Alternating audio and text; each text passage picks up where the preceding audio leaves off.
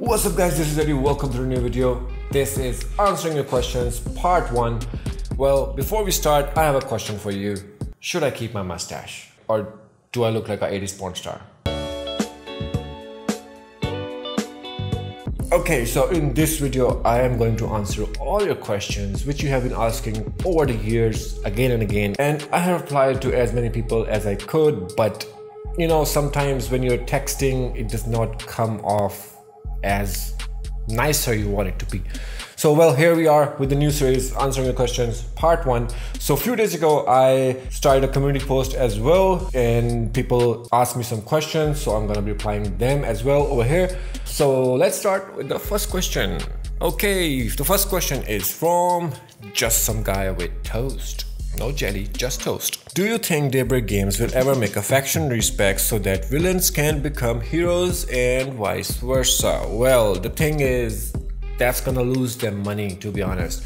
Okay, hear me out. So, first of all, if they launch this kind of faction respec, people are gonna be going back and forth, and it's not good. It basically disrupts the piece, right? The thing is, people can already make a new character, unlock their skill points by buying replay badges, level up their new artifacts by buying nth metal, catalysts, seal of completions and stuff like that, right? So if they just let you change your faction just like that, it's gonna cost them money, so they're never gonna do that.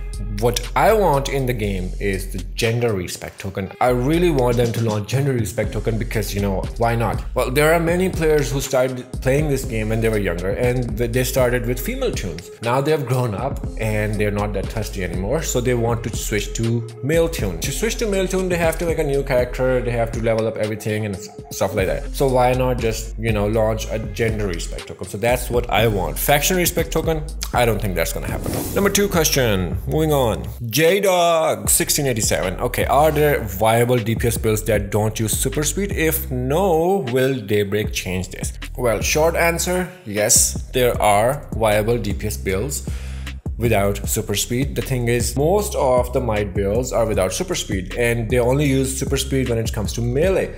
So when it comes to precision, yes, it's 100% required because super speed with precision, it's the current meta and you have to use super speed to get back into weapon combos faster. But with might, you don't need to use that. You can still be a really good DPS without super speed. For example, celestial, for example, electricity, munitions, you don't need super speed until or unless you go melee. And most of the content nowadays, you don't need to go melee. So the answer is yes, though I don't know if they will change it or not. Okay, let's move on. Alexander Gauthier. I'm sorry if I'm pronouncing your name wrong. Okay, a small challenge to make the most optimized power bar, then with the character's own power without emblematics and those of the move. Huh? Well, I don't know what that means, but I think what you mean is to make a loadout without movement mode powers and without the power set. So basically make a loadout with iconics. I did that actually a few years ago and it works, but I don't know if it works anymore, to be honest, with all the unbalanced powers, and I don't think it will work. But for DPS build, maybe it can work. For example, solar amplifier with heat vision, right? So there's one, and maybe there's some other powers which you can use. I think Batarang thing and the sonic shout and the freeze breath, they are really good, so you can kind of do that. Robot sidekick, obviously, new and boost, definitely. So yeah, you can kind of do that. I'll definitely make a video on this. This is a very good idea. Again, I should have done that long time ago. I don't know why I didn't think about that. But the most interesting part would be, can you do support roles with iconics? Now, when it comes to tanking, kind of yes, because you have lasso for the pulls and for the taunt. You can't do multi-target pulls, but you can do single-target pulls. Then you have Harlite shield, then you have Amazonium deflection, so you have 2 shields. You have some self heals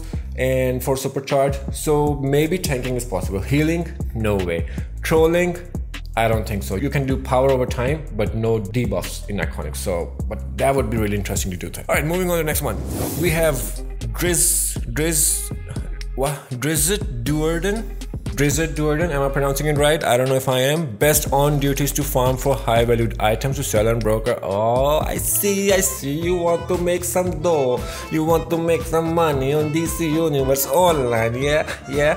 Okay, the thing is, with newly announced Omnibus, right, everybody's farming old stuff. So the items which used to be super rare in the broker, more people are farming it. That means they're not super rare anymore. Prices are still high, yes, but they're not that rare anymore, to be honest. Now there are few things which you can do, which is like, you know, Zeus lightning bolt from God of Monsters Elite. You can farm that. It goes for like, I think 40 to 50 million on US server, PC and PlayStation, by the way. There are other things as well, but ever since you can, you know, you can go run Omnibus raid. When you come back, you get up Omnibus raid box. It's almost every time dropping OP collection, so they're not that rare anymore. But yeah, there are some things you can do. The best thing is, and the easiest way to do, is to farm source marks. Then from those source marks, buy catalysts like Dionysium, Paradox Energy, or buy, you know, legendary airlines or stuff like that. And well, what you can do is you can go to old DLC vendors and you can buy stuff like, you know, old auras and materials, which gives you feats, right? So when you buy those, you can sell those on broker.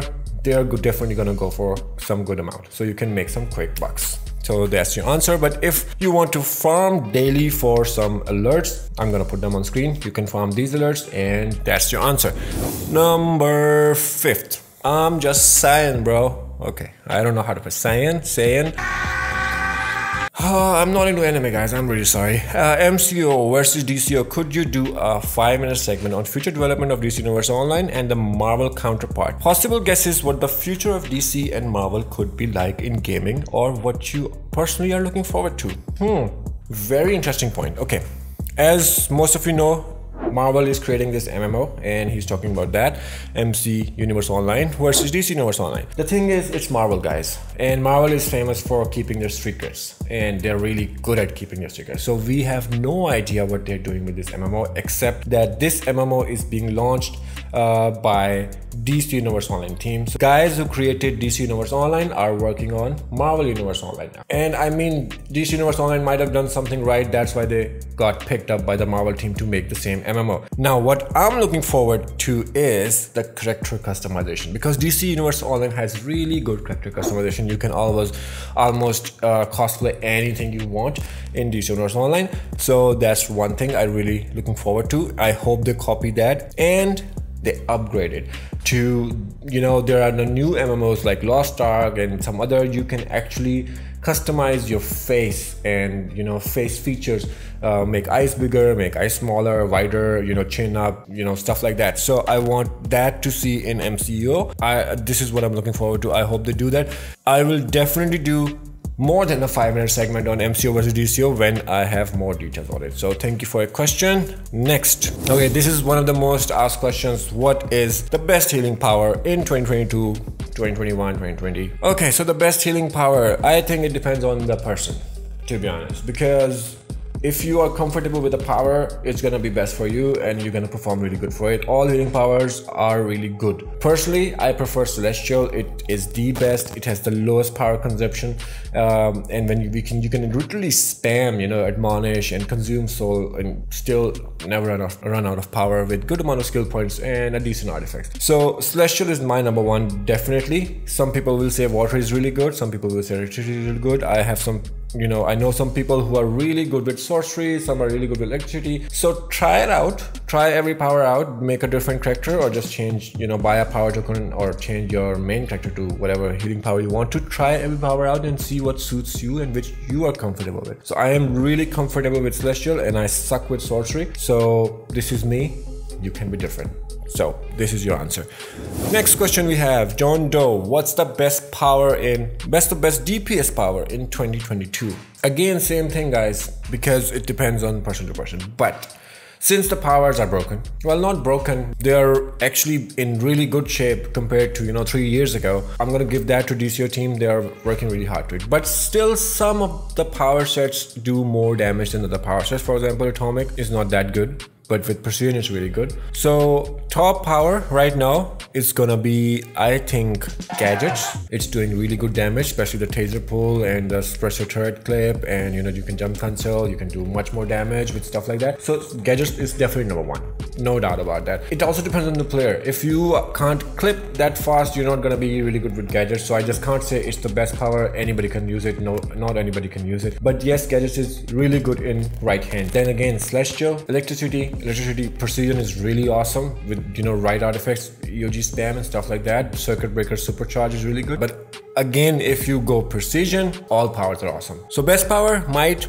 definitely gadgets, even precision, definitely gadgets because it's broken right now. But second, third, fourth, celestial, electricity and rage, really good powers. All right, moving on. Mr. Yaniv P, tips to get easy feats that most people miss. Well, the easiest tip I can give you is to open your feat menu and see what you're missing. No, I'm just kidding. The thing is, I know some people miss the feats because most of the people don't like to get feats. And this is what I actually noticed after making the should you play DC Universe online video. People are against skill points. And I get it, but the thing is, personally, I like skill points. This is like the challenge you get in this game. So you have to do different missions and different things like that to get achievements. So I like it, personally like it, right? So easiest way to do the feats is to open your feat menu and start from solo missions. Go in the solo category and check which solo missions you can do to get feats, right? Then go to the episodes menu and click on first episode, start from there.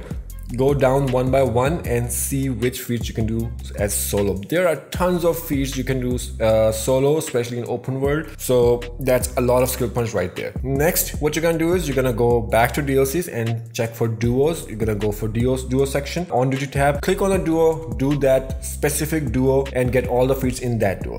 Then move on to the next duo, then move on to the next duo. After that, you go to the alert, you go to the raids. And it's really easy to find a group nowadays because so many people are coming, new people are coming to this game nowadays and they all need feats.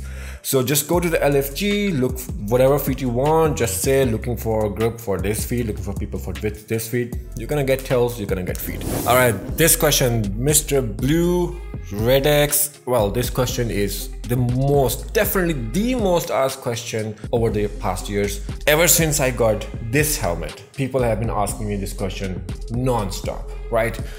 This helmet is called Kryptonian Militia Helm and you can get it from Phantom Zone Alert Last Boss. But this helmet is super rare. It's an OP item and the drop rate is like 0.00001%, so you will have to farm for it. I have ran more than 200 times to get that helmet, I'm telling you right now. It looks awesome, it looks like Robocop. I don't even like Robocop, but I like the helmet, so yeah. Go get it, farm for it, good luck.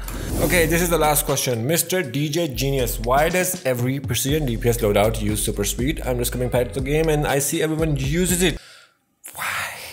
I have answered this question in my latest video, Complete Guide on Precision. The reason we are using super speed with precision is because of two powers, Whirling Dervish and Vortex Trap. And you need those powers to clip your other powers and get back into weapon combos really fast. So that's the only reason we are using it, because precision is based on weapon combos, right? So the weapon combos have a long tail animation. So when you do, you know, brawling into martial arts or dual wield flurry shot, you can get stuck in the animation for like few, you know, milliseconds, extra seconds. So you clip your combo with Whirling Dervish, get out of it, you clip your combo with Vortex Trap, get out of it, and you can get back into weapon combo really fast. So it's like minor difference, like 0.1 millisecond, 0.2, 3 milliseconds, right? But overall in the whole run, the collective damage, it improves a lot. So this is it, but if you have any other questions, comment down below in this video and tell me if you guys want part 2.